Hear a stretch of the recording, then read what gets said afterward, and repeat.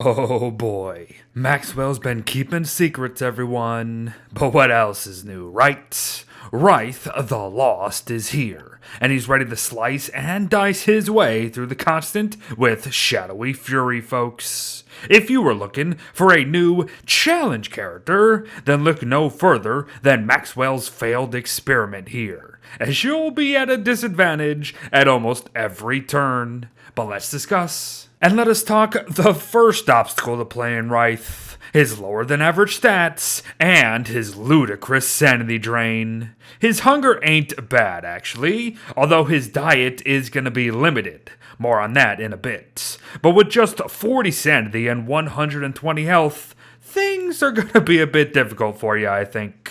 Oh, especially when said low sanity will be constantly draining and draining fast. But thankfully, however, Maxwell took pity on us and gave us a spare coat of his. A coat that will provide a big time sanity regeneration effect to absolutely counter said drain, as well as give us some winter insulation to boot. Good stuff. And yes, we spawn with the two, so put it on immediately. Or should you? But about that limited diet here, it's not too bad at the end of the day, as it really only applies to vegetables and fruits, including their crockpot recipes too, mind you. Writhe will still be able to eat anything else he pleases pretty much, and heck, the guy can even consume nightmare fuel if he wishes to. So this is why I'm questioning why maybe sometimes you shouldn't wear the coats. Now, there is a bit of a cooldown to do so, but munching nightmares will restore 10 sanity, 15 health, and 20 hunger every time.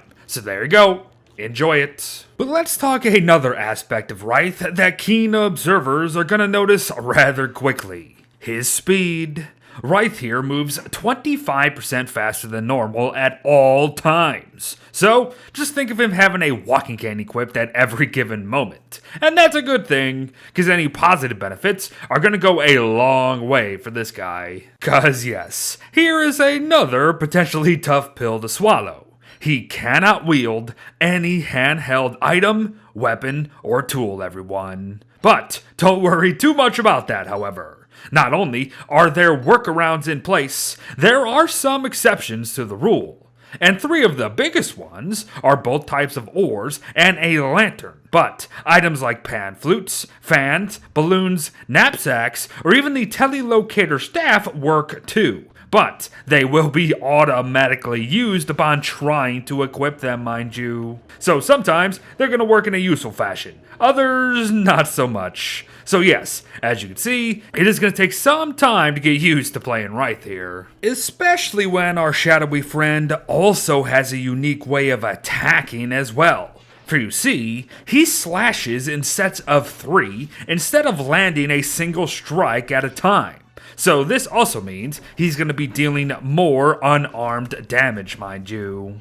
But the first 2 hits deal half the damage as the third, as you can see. But given the nature of this animation, it's going to be best to only get 1 to 2 sets of attacks in before having to run away, as time is not on your side anymore, even with his speed. Still, if you do get into too much danger, you're actually going to notice that Writhe has a little teleportation mechanic at play. So that's neat. Good luck.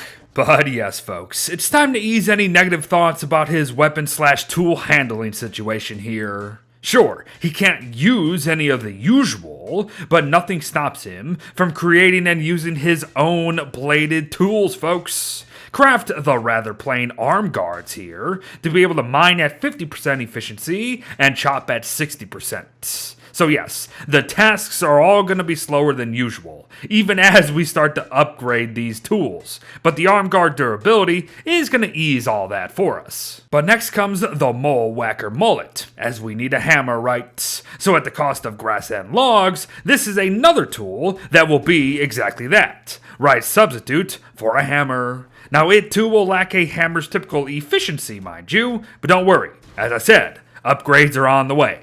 Smash, smash. But Beard, what about shoveling? Ah, that is where the Swiss Army Guards come into play.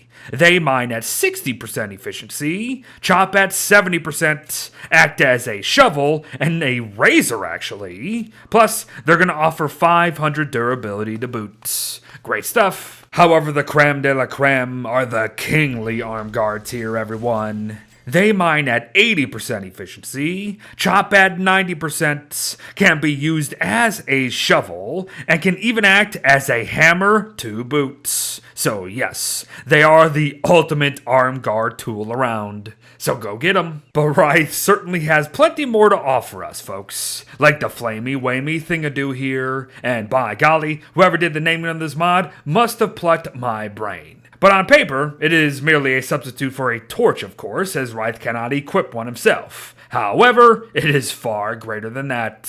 For one thing, Writhe can shoot fireballs at mobs to set them ablaze to deal fire damage over time, the cost of lots of fuel. But don't worry though, nightmare fuel can actually refuel the things for ya.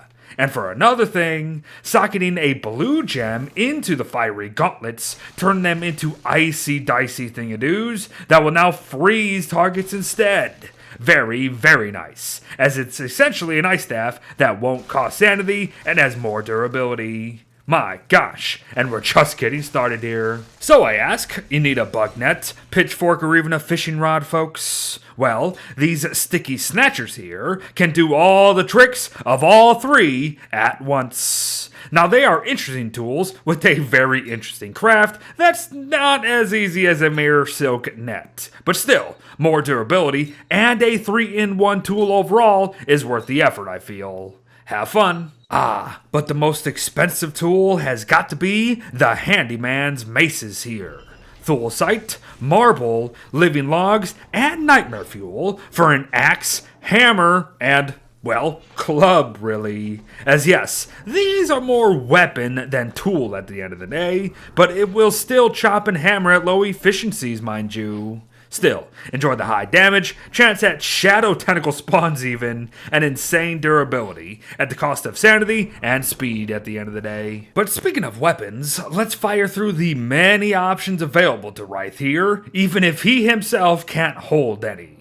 And when it comes to basic weaponry, he really has 5 tools of destruction to offer us, and you can see their crafts for yourself here. But first up will be his forged blades, that will deal roughly 36 damage divided up into his multiple swings, of course. But here's where things get interesting, because he actually deals more damage than what any of his weapons are going to say they do, given those 3 separate hits that he lands on enemies, so keep that in mind. Plus, lots of these are going to have higher durabilities to boot. So then, with all that in mind, we can go fast here. As next comes the little spike thing, with its 185 durability, and 53 damage, which is actually 88 damage at the end of the day. Pieces of edge actually spice things up a little bit, and have a 25% chance to allow us to crit our enemies for 96 damage at once. However, the attack itself leaves us very vulnerable. So be mindful there. Otherwise, they're just going to work as all the other blades. The cactus bat comes next, and it's just the alternative to a hand bat that just costs cactus for whatever reason. And it says it deals 53.5 damage, however, that's really going to be 70.7.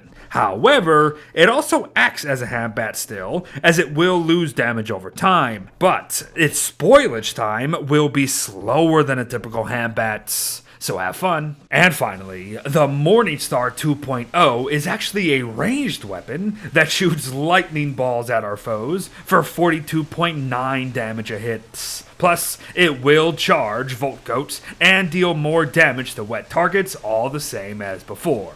Really cool stuff. But yes, folks, those were the basic weapons of choice. How about some magic ones? Not as many as the former set of weaponry offered, of course, but still, these 3 do hold their own for sure. So check out the crafts for yourself here, and note that but a prestidigitator is all that's needed to access them. But yes, let's talk the boomerang spitter here.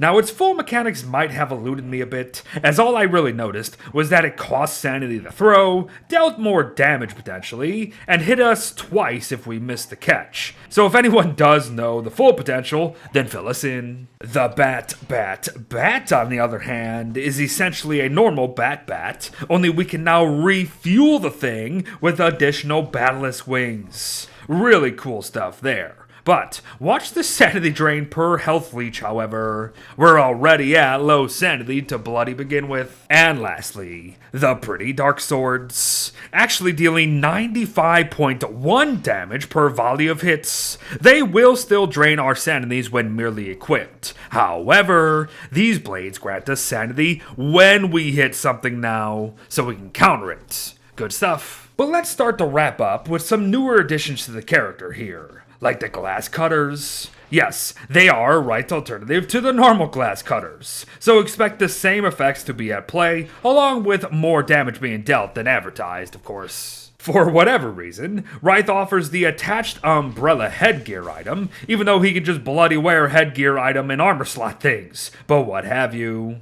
If you do want a far cheaper alternative to an umbrella that won't give you full wetness protection or max summer proofing, then go for it. Ah yes, Divinophones. The mod does bring back the Divining Rod craft from single player solely for these things. However, it appears the overall function of the Divine Earmuffs is a little done broken at the moment. They still play music from the single player game, mind you, but they won't actually help locate the suspicious marble pieces like they're supposed to, I believe. Oh well, they do look and sound great regardless. But a few final notes here for sure. Writhe is the only survivor who can examine nightmare creatures because he himself is one, folks. Cool stuff. His ghost is about as plain as a ghost could be in this game, so there you go. And yes, his voice is unique and should be familiar to those who have huddled around fires while a bit cuckoo for Cocoa Puffs. Give it a listen.